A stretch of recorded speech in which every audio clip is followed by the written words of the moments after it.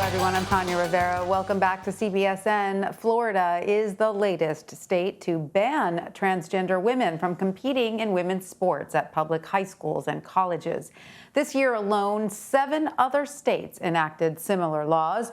Those states include Arkansas, Alabama, Mississippi, Montana, South Dakota, Tennessee, and West Virginia. Idaho enacted its ban last year. Governor Ron DeSantis signed Florida's bill into law yesterday on the first day of Pride Month. The Human Rights Campaign announced plans to challenge the new law in court, saying, quote, Governor DeSantis and Florida lawmakers are legislating based on a false discriminatory premise that puts the safety and well-being of transgender children on the line.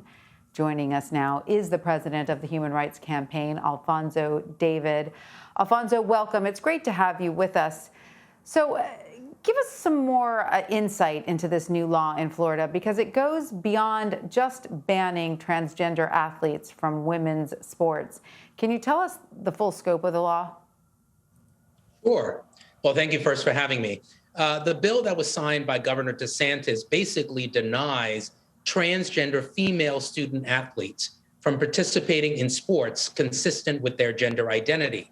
It would specifically require a transgender athlete to show their birth certificate before they can participate in the sport. And the underlying premise of this law is that transgender athletes achieve some type of unfair advantage in participating in sports consistent with their gender identity. There's one problem. The science does not support that theory. Every major medical association, from the American Psychological Association to the American Academy of Pediatrics, denounce these bills and reject them as having no sound basis in fact or science, which is why the Human Rights Campaign is going to be suing the state of Florida for enacting this discriminatory and dangerous law. And, you know, some argue that these proposed bills level the playing field in sports, but Florida's bill specifies if a transgender man wants to play on a men's team, he can. It only bans transgender women from playing on a women's team. So given that, what do you think this says about the way we view trans men compared to trans women? Well, I think this bill further identifies and highlights the discriminatory paradigm and framework that some in our country live in. It's reprehensible and disgraceful that Governor DeSantis and other anti-equality extremists are basically looking to gain political points on the backs of a community that has already been demoralized and attacked.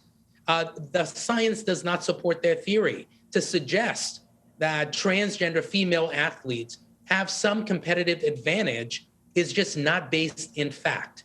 And if they want to advance a bill that essentially discriminates against transgender people, you would think that they would be able to point to examples in their home state where transgender female athletes have achieved some competitive advantage. They haven't, because they can't.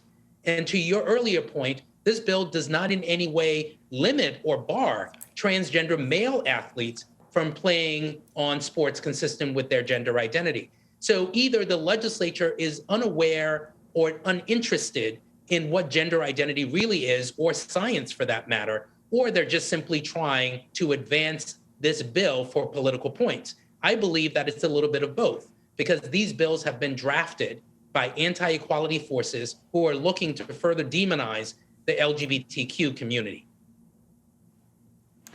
And like you said, they're creating this sort of cloud of suspicion around the community because, of course, now then you have these parents who suddenly believe their child might not get a fair shot if he or she competes with a transgender athlete.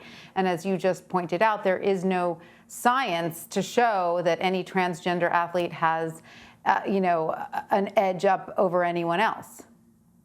Yeah, I mean, I would say to those who are still suspicious, look at laws that have been on the books since the 1970s.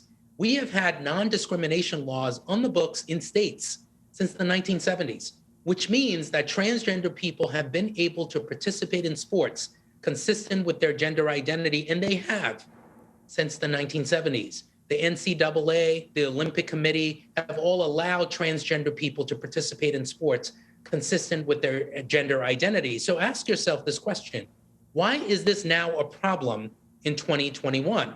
Where is the crisis? Where is the problem that we're actually trying to solve?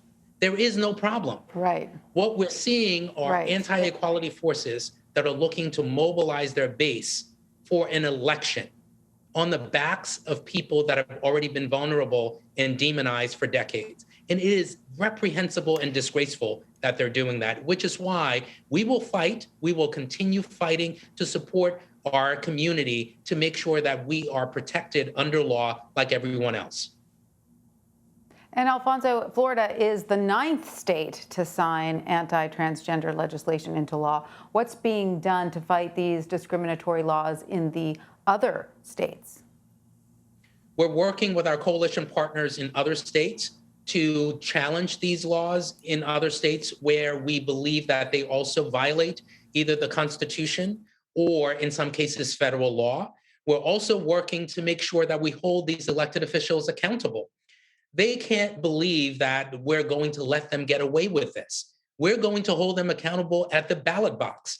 Each and every election cycle, we have seen that equality voters are increasing with every single election cycle. More than 70% of the voters in this country support equality. More than 70% of the voters in this country support non-discrimination protections for LGBTQ people. More than 2/3 oppose these types of bills, anti-LGBTQ bills. So to all of the elected officials out there who are advancing hate and indoctrinating in division into our laws, I want to make sure they know we're going to hold them accountable, whether it be in court, whether it be at the ballot box or other means. We will use any means necessary in order to make sure that our community is indeed protected and validated and dignified under the laws of this country.